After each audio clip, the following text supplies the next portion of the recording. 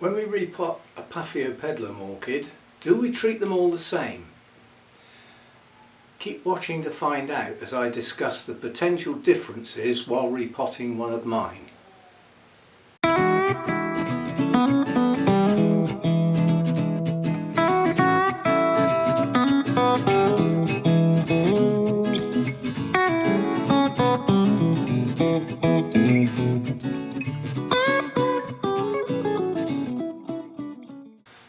Right, hope you don't mind me playing with the intro, but I'm trying something similar to what I used to do, but sort of going backwards by hopefully going forwards. Anyway, let's get on. It's a Paphiopedilum repot. It's one I've had it since October 2023, and I haven't repotted it, and I don't know when it was repotted prior to me getting it, so potentially it's been in this media a long time. And Paphiopedilums do not like stale media.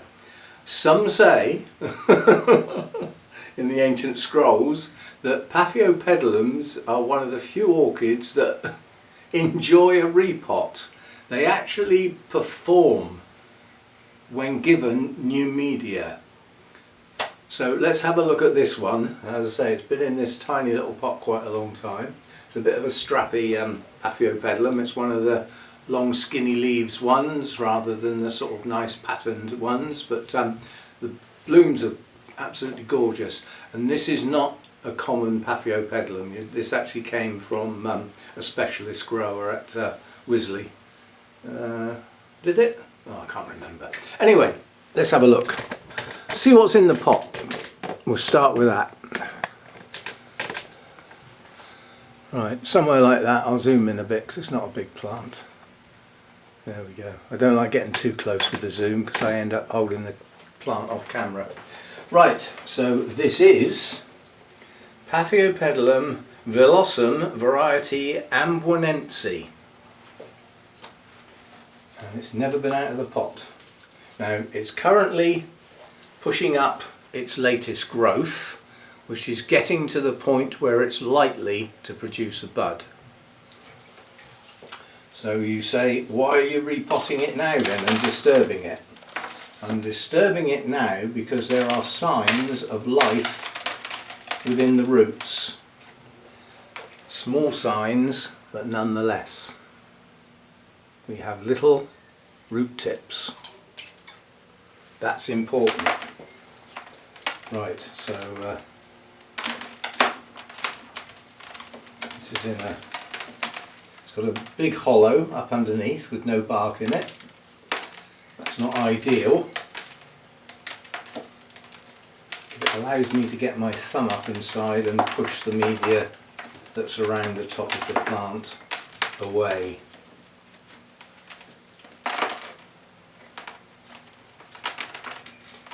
I'm not going to attempt to get every bit of old media out. I just want to get enough out that it can be replaced. And then I'm going to tease the roots. If I don't untangle them, I won't be able to trim away those that are dead, and there are some.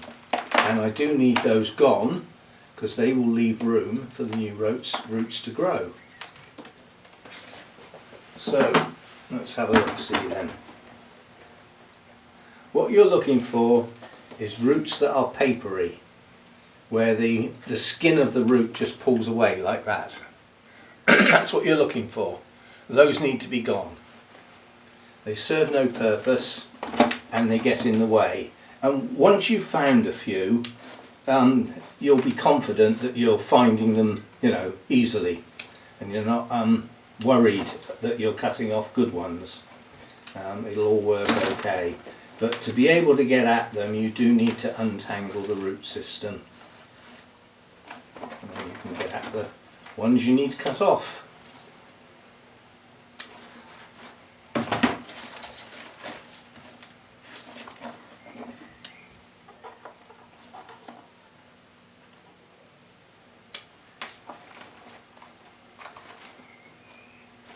Now, Paphiopedilum roots do actually branch. They are capable of branching. So one with a damaged end can still be utilised. Now this piece of plant here is of no use. It's got one leaf that's hardly attached. So this piece of plant needs to come off, like so, and any roots attached to it, of which there were very few. So that was the back end of the plant basically that was a bit rotten. And just as a matter of interest, at the base here there are some mealybugs. So this is rubbing alcohol. This one does get a few mealybugs now and again. Right, so this piece here is an old piece. It has flowered. It's only got 2 leaves left, but they are reasonable leaves. So we will leave them on. The more leaves you've got, the more photosynthesis, the stronger the plant can become. It's not just relying on roots. They do feed themselves through the leaves, obviously.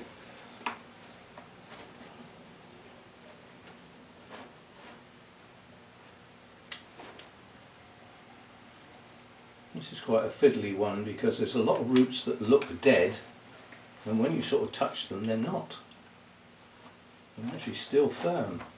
But then in amongst them there are some very dead ones, which are the ones I'm trying to get out.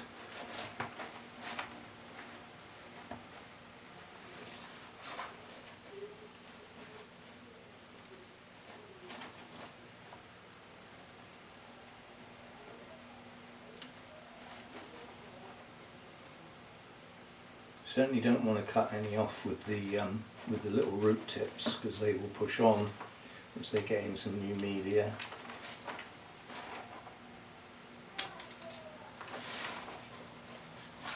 Right. I don't think I'll take off too much more.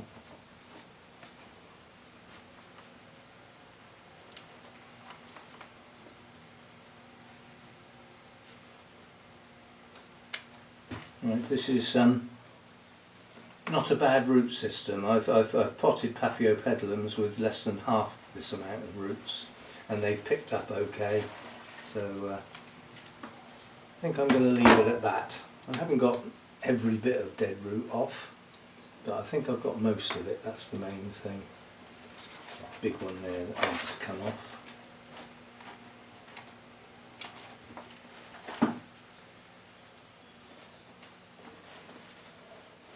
Yeah, I think we'll leave it at that because we're getting quite close to snipping off one of the live roots, you know, one of the roots with the live tips, which we don't want to do. So there we go, that's not a bad root system, not bad. I'd say I've had a lot worse. Every time I turn the plant round I find another papery root. So you just keep playing away with it, you know, what's the rush? What's the hurry?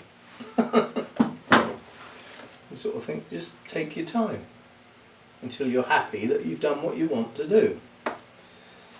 Right, so let's get everything out of the way. That's our plant. Now, I could get it back in that pot, but it would be incredibly tight and it wouldn't have much room for expansion, so I'm going to go up a size. So, right. Most Paphiopedilums are either terrestrials or semi-terrestrials. Even though some of them grow on rocky outcrops, they tend to grow in crevices, you know, where there's dead material, rotting material and things that they can get their roots down into. They're not actually on the rock as such. And as such, certainly those that grow on forest floors and things like that, they do need quite a tight media. You know, planting a Paphiopedilum in large chunky bark would not be the best of ideas. They need something to get their teeth into, and they like to hold on. You see these hairy bits on Paphiopedilum roots, they like to grab hold of things. They'll grab hold of the pot and then they become difficult to get out next time. Plant them in a clay pot and you'll have a hell of a job to get out, because they love to stick to clay because it's a form of rock to them. So consider them as semi-terrestrials. You're splitting the difference between those that truly grow on the forest floor, would be classed as terrestrials, although they don't really get right down in the soil, they're in the leaf litter, and those that grow on the rocky outcrops, often limestone outcrops, so they would be in a higher pH range than other types of orchids, unless they grow in a similar place. Some people bear that in mind and add things like dolomite lime to the top of the pot so that when they water it raises the pH in the pot. You can overcome that by just making the water and feed that you give the Paphiopedilums a higher pH to start with. Then you can just use the same sort of media as you use for everything else. But some people use additives to raise the pH in the pot. There's nothing wrong with that, but go steady which Paphiopedilums you apply that logic to. If it's a species that's found on rocky outcrops and limestone areas like that, then yes, go ahead. If it's one that's a terrestrial or semi-terrestrial that's found on the forest floor, you'll probably do it harm, because that would require a lower pH because of the decaying material it's growing in. So you can get down to that level with the species, but once you start getting into hybrids, when they are being hybridized, I don't think that thought enters people's heads. They look at the bloom and they think, if I take that one and I cross it with that one, I'll get this. And it's at bloom level. So you could be crossing one that likes a high pH environment and one that likes a lower pH environment, and you've hybridized them. So what does the resulting plant like? So if you're in any doubt, aim at the middle. And some people don't even worry about it, so it's entirely up to you. So I will get some media and a new pot ready, and I'll be back. Okay, welcome back. I've chosen an air cone pot. Air cone pots help stop the bottom of the pot staying wet too long by allowing air circulation into the base of the pot. Often when a plant is potted, there are no roots down the bottom of the pot, and therefore it can stay wet some considerable time. Not ideal, so air cone pots tend to stop that happening. Right, I'm going to have a mix of, this is my smallest bark. It does have some big bits in because the quality assurance is not as good as it once was. Let's leave it at that. And I'm going to mix in some of my seedling bark, which is very small. Now that should give it a bit of a terrestrial feel. Yeah? And then I'm going to add some pumice.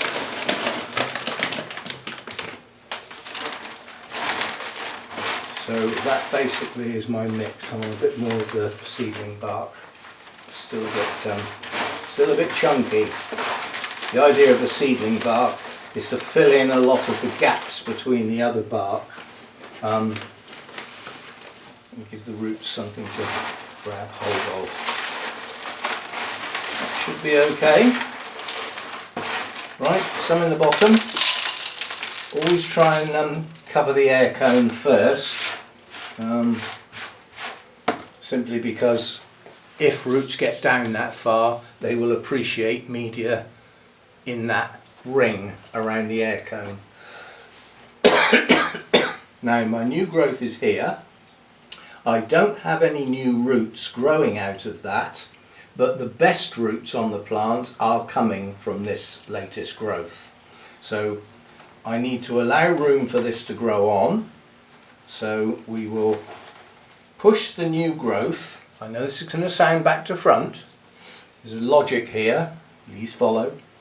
The latest growth is going to get pushed over against the side of the pot.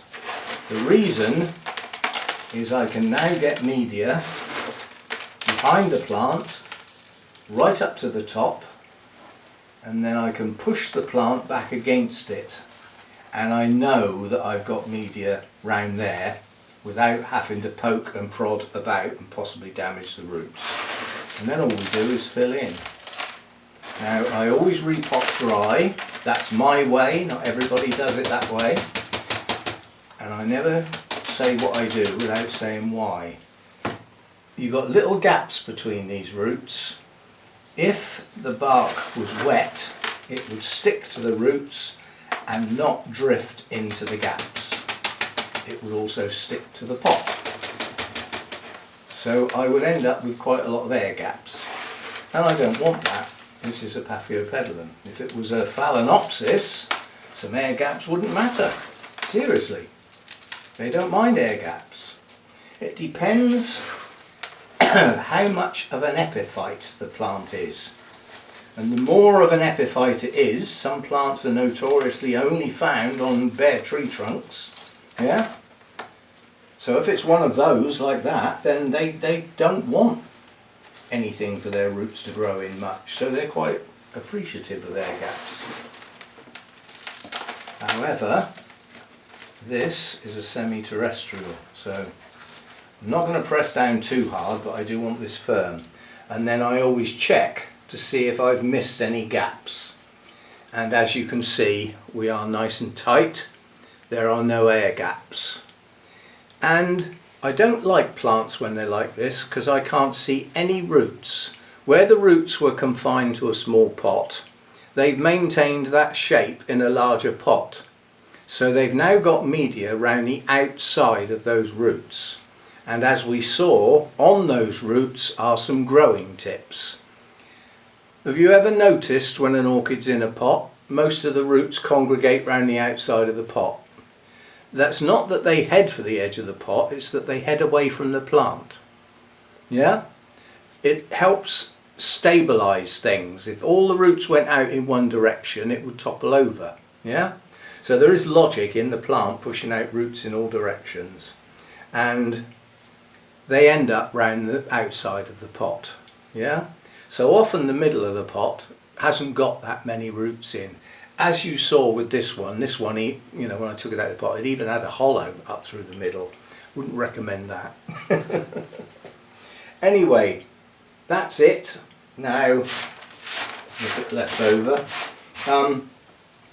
What I will do now is I will give this an absolute soaking because the bark is bone dry and it's got a lot of dust on it, especially the seedling bark.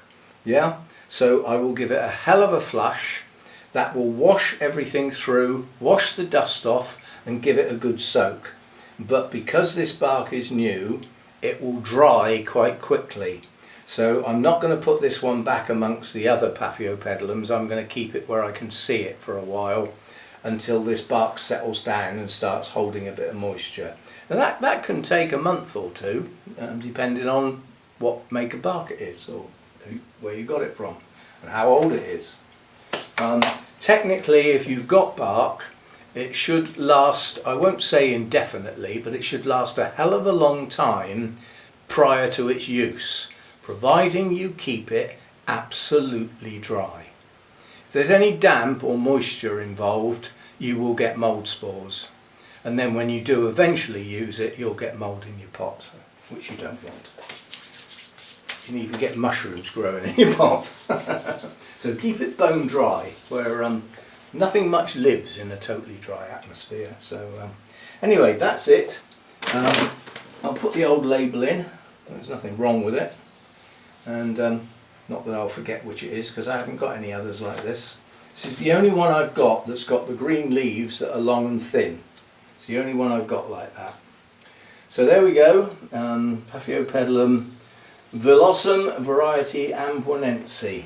And you'll have seen the picture of the flower when I put the name up. It's quite attractive, and hopefully this latest growth will produce an actual spike, and then we get to see it again. So there we go. There's not a lot to think about when potting up Paphiopedilums. Definitely remove the thin papery roots because they are of no use. And they will just continue rotting in the pot and could set off some rot in other places, which you don't want. So carefully, take your time, get rid of those. If necessary, feel each one. Does it feel reasonably firm? Don't take too much notice of the colour, because the new ones are sort of pale and sort of fluffy, furry. The older ones seem to lose that fur. That doesn't mean to say they're no good.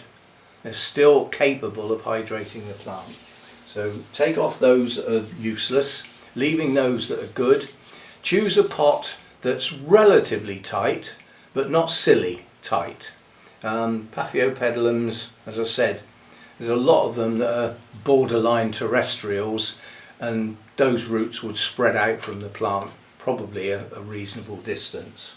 So there we go, that's that one done. Now I'm working in silly conditions out here. I've had the door wide open, which I don't normally do. I've got the door to the lounge open and the fan off, and it is currently 27 degrees. When I came out here it was 31, and I thought, I want to do a video but I'm not working in that, so I opened up everything to let some cooler air from the lounge, which means the lounge is now warmer, and some cooler air from outside. Because even though it's been sunny all day and it's crystal clear blue sky, here, quite honestly, it doesn't seem as hot as it was yesterday, and yet it's supposed to be hotter. They're not always right. In fact, none of us are always right, and that includes me. So there we go, a Paphiopedilum repot. There won't be any more for a long time now because mine are all done. And given the bark that I use and everything, once I repot one, unless it outgrows the pot, it can stay in its pot 3 years, possibly even 4. If it grows out of the pot, then it will need repotting for size purposes. You can pot them on, providing you know the bark that's in there is pretty good and will last another year. You can lift them out, put them in a bigger pot and put some fresh media around the outside, and the new root tips will grow into that, and then you'll have a bigger root ball, so you can do that. Anyway, there we go. Hope you've enjoyed that, and I will see you next time. Thanks for dropping by.